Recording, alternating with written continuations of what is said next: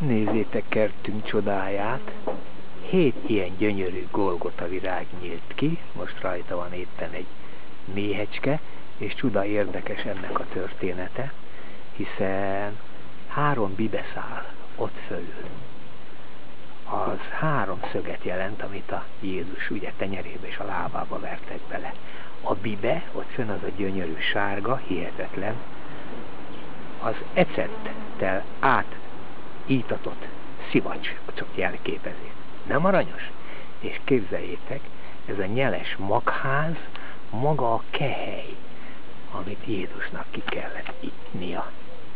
Megyek egy másik gyönyörű kis virágra, ami azt mondja, hogy az 5 portok, ott van az 5 portok, ahol egy másik méhecske van rajta, szépen meg lehet számlálni, az meg az 5 sepphely, ugye, mert lándzsával 5-ször szúrták meg Jézus testét.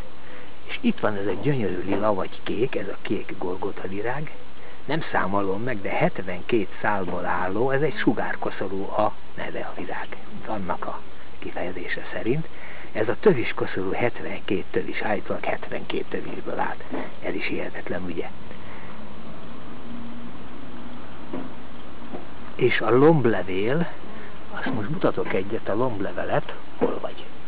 Mondjuk, itt van egy lomblevél, ez a lomblevél pedig a római katonának a lándzsájának a hegye. Hát ez is csak. Na most ez a kacs, ami szanaszét terjed, az meg maga a korbács. Ez ugye hihetetlen. Keresem a következő gyönyörű szép virágot. Itt van, és a méhecskék, ezt is érdemes tudni, de érdekes émeigős illata van ennek a gyönyörű virágnak. Azt is érdemes tudni, megyek, keresek tovább, hogy ezt egy szerzetes fogalmazta így meg, és még a madártanna jó van. A virágtannal foglalkozók is elismerik. Ott van az a sárga porzója neki ezen a láncsa levelen, ez is gyönyörű, ugye? De van több is, megyek még utána.